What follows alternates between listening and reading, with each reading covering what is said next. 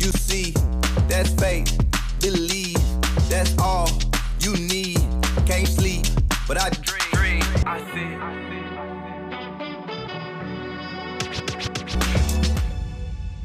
All right, welcome back to another episode of How I See It. I am your host, DaLaun Dillard, and here in this episode, I am incredibly excited to be sitting down with such a talented and just dynamic individual who's also my own fraternity brother of KA Psi, Dr. Bernard Harris. He is the first African American to walk in space and is going to be inducted into the Astronaut Hall of Fame. Also has a book coming out, has a lot going on. Dr. Harris, thank you so much for your time, my brother. I'm glad to be here, man. So first and foremost, congratulations on being inducted into the Astronaut Hall of Fame. Obviously, we know you have an incredible resume, incredible work that you have done, inspired so many people. First and foremost, let's just start with the basics of you getting the call to be inducted into the Hall of Fame. Yeah. Walk me through your thoughts when you got that call and learned that this is an honor you'll be receiving. Yeah, well, it's kind of interesting. So I got a call from the head of the Astronaut Scholarship Foundation, who is the CEO of, everything there. And he called me up and he just said, we're going to do this thing, this panel. We want you to be on this panel talking about spacewalks. We call it EVA, Extravehicular Activity Panel. I said, okay, that's cool. And we started talking. He was just carrying me through this whole, field back and forth. And then finally at the end, he goes, Bernard, I'm just joking. You will be on the panel, but I'm calling to invite you to become a member of the Astronaut Hall of Fame. I said, what? So I was very excited. Yeah, that is next, it'll be May 31st when you'll be receiving that honor. Next week. Looking at your career, looking back at everything you have accomplished, obviously you have accomplished so much. Grew up right here in Texas, Temple, Texas. And attended the University of Houston and obviously went on to get so much more education. Looking back at your career and then where you are today, how does it feel to achieve so much and then receive the honor of being in the Hall of Fame? Yeah, the honor is more than just what you do in space. It's like the totality of your life. And as you've already alluded to, I'm a physician. I went to astronaut school and went into space, but I'm also a venture capitalist. I've been doing venture capital for the last 22 years. And then more importantly, I founded a foundation almost 30 years ago where we're supporting math and science education for our communities around Houston and around the nation. So if you take that in total, I'm really honored to be recognized for that life, those life achievements. Yeah. Looking back at your start, was this something, you being an astronaut, was this always your goal, or what was your goal initially when you were growing up? Yeah, I would say that just like every kid, I wanted to be a lot of things. My stepfather was a police officer, so I thought about that. My cousin was a fireman, I thought about that. We grew up, actually, even though I was born in Texas, I actually grew up on the Navajo Nation, which is an entirely different story. And I wanted to be an Indian chief and a medicine man. And then I saw, in 1969, Neil Armstrong and Buzz Aldrin land on the moon. And when I saw that, I went, that's really what I want to do. I want to be an astronaut. And then when I got a little bit further, when it came time to decide and, which college I was going to go to and what I would major in, I discovered that there were doctors who worked in the space program. So I put the two and two together, and here we are. Wow. I know you attended Texas Tech for medical school. I did. Right, and I was reading. University of Houston, got to put that in there. UH, of course, for undergrad, and then Texas Tech for med school. And I was reading you were the only black person in your medical school graduating class, right? Yep. And you still went on, and obviously, even looking back when you were referencing, you saw Neil Armstrong and so many people accomplish so many things. Yeah. We didn't see us accomplishing that. That didn't deter you, though, from doing some of the things that you wanted to do. It didn't. If you think about, I'm an old guy, 1969 was right after we, passed the Civil Rights Act, Voting Act. So on that same black and white television that I saw, human beings going into space, I could turn the channel and see the struggle that we had as black people here in this nation. And so for a little colored boy, as they called us during that time, to look at that black and white television and say, I want to follow in the footsteps, that was somewhat of a leap of faith. Yeah. And thank God I had family around me that told me that I could be and do anything that I wanted to be. Yeah. And that education was the key to it. And so I just, was pretty headstrong. You pressed toward the mark. You got it. And looking throughout your time, climbing the ranks, climbing up the ladder throughout your career, I imagine, obviously, medical school was not the first time and not the only time that you had been in the room and you were the only person in that room that looked like you. Yeah, and it still happens today. You know, I've now, sit on a number of corporate boards where I may be the only one or two and on that board. But it has certainly increased. When I look at over the last few years, we've had more blacks and minorities, people of color, and women that are sitting on corporate boards now. And it makes a difference. It makes a real difference when you can have that level of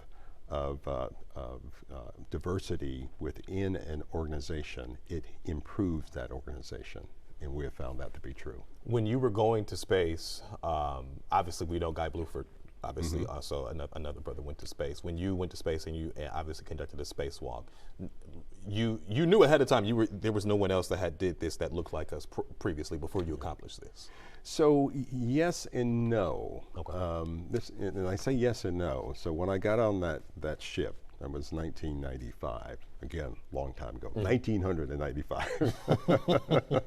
Not too long ago. I always joke about that. But anyway, 30 years ago. My intent was to do a spacewalk, to successfully get into space, and to do a spacewalk and just enjoy, because that, from an astronaut standpoint, that's sort of the pinnacle of accomplishments when you're having a career as an astronaut, not only going to space but to actually get out and walk in space.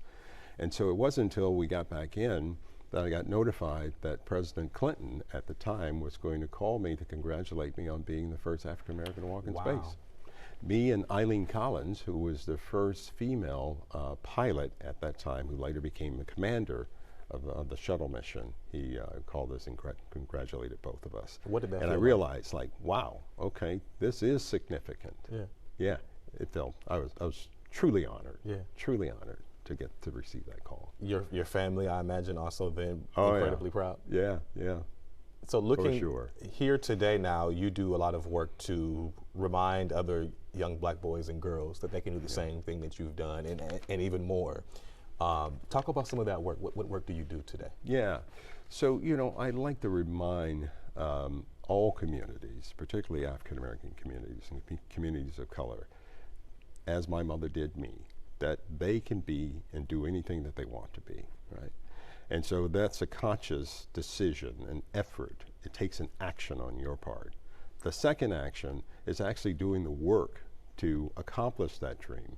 And in this day and age when technology is driving everything that we do, math and science education, STEM or STEAM as we call it these days, are really important. But if you look at whether our communities are going into these fields, we're not going into the fields, in those fields at the numbers that we should. And the bad thing about it is that since this country is made up of a lot of us, in order for this country to move forward, we need to make sure that all of our communities have equal access to education, and then that translates into equal access to jobs in these fields. You charting a new path, a path that no one that looks like you has gone on before, and being the only one in the room sometimes is not easy. What were some of the difficulties you faced during your time looking back in your career, especially when it comes to being the only black person in the room sometimes? Yeah. When I went to medical school, I went to medical school during a time that we had an affirmative action program, right? And I always like to say that if it wasn't for those programs that opened the door for those of us who were indeed qualified to be there, I probably wouldn't have been a doctor, because at that time it was this assumption, this stereotype about us and what we could accomplish, right? So I had to overcome that, right? What the world says that I can do versus what I believe that I can do, right?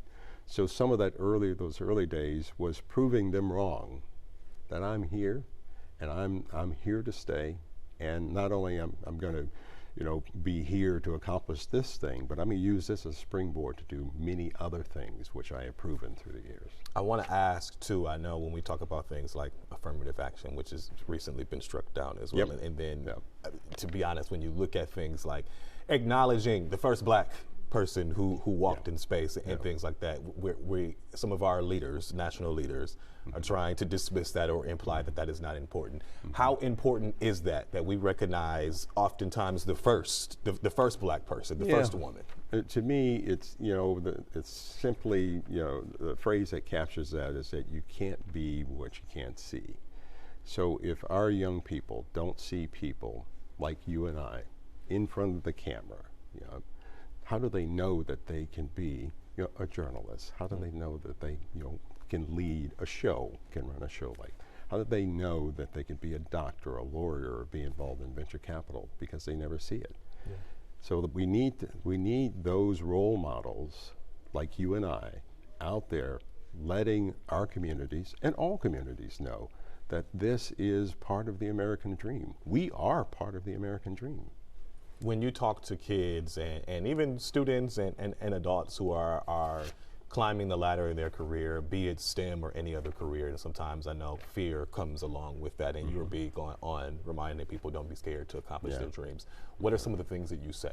Yeah, so I'm glad you brought that up. Let's talk about the book for a little bit, because that's what it's all about. So the book is Embracing Infinite Possibilities, but the subtitle is Overcoming Fear. So overcoming fear to reach your highest potential. So sometimes in life we will let fear, and that could be the form of people saying, trying to define us, right? And is saying, no, you can't define me. I get to define myself. Sometimes that is meeting one-on-one diversity or adversity between people, and realizing that you have the inner strength to accomplish that. And even though that might scare you, you shouldn't let that deter you. You should use that as a stepping stone or as a challenge to do better, to improve, to overcome. And that's the way that I have been all my life. So if someone comes to me and say, you know what, we don't think that you should be here, or we don't think you can do that. In my stubbornness, I go like, yes, I can. Yeah. Why? Because I know I can. I have the ability. And if I don't have the talent or the ability to do it, I'm going to go out and figure it out. Yeah. Yep. And you showed people that you did. I'll show you. Yeah. Yep. And a prime example of that is when I left the astronaut office, I wanted to go into business. But at that point, I had just been to, medical school and astronaut school. I didn't know how to run a business. So what did I do? I went back and got an MBA. I got educated.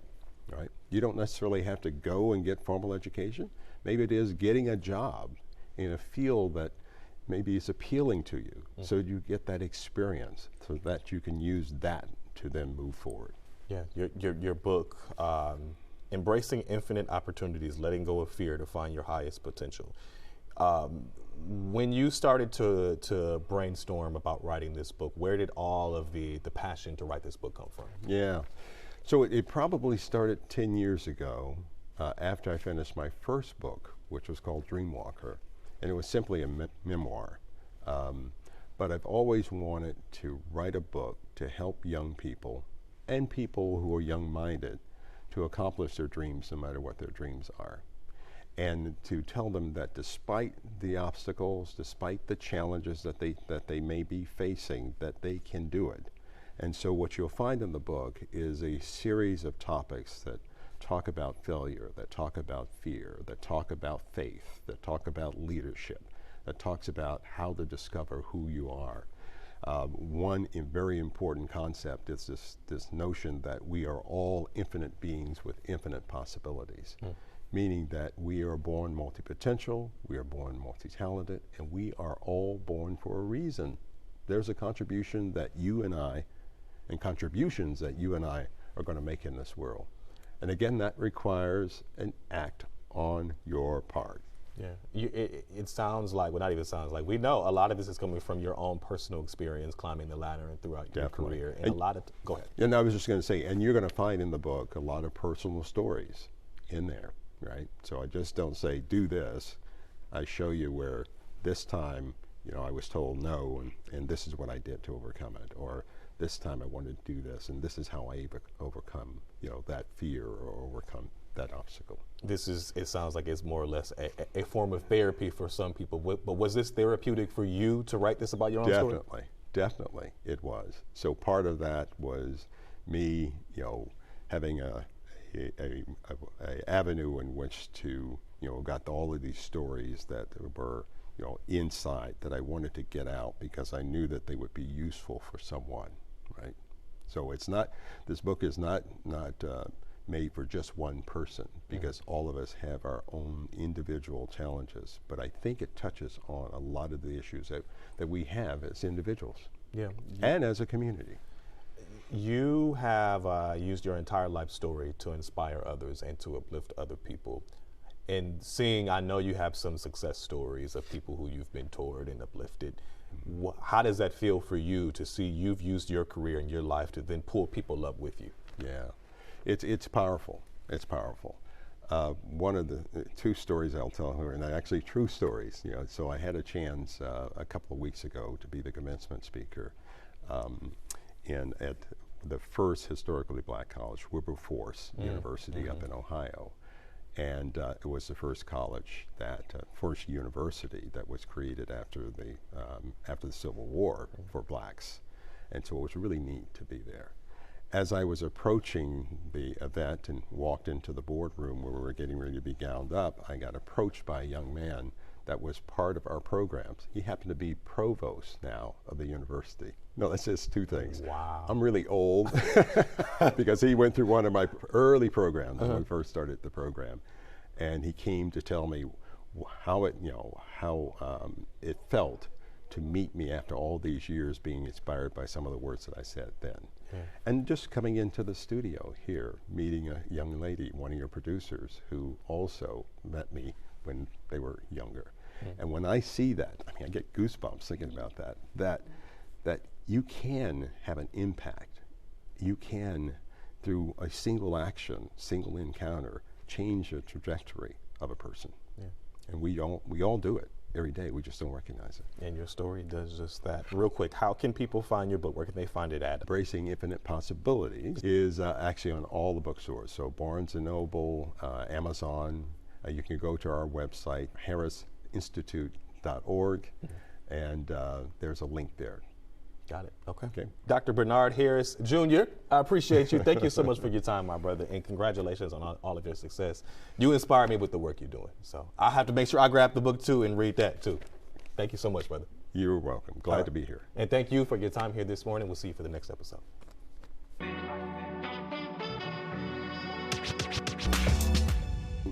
When I got the astronaut corps course, there were a number of African-American astronauts that were there. And so, yes, I got advice from a number of them. Guy Bluford being the first African-American to go into space. Mae Jemison had come in the class before me.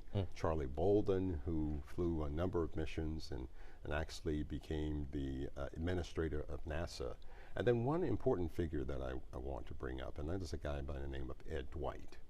Ed Dwight is 91 or 92 years old. And he was selected by President Kennedy to be part of NASA back when we were just starting the Apollo program. And when President Kennedy was assassinated, his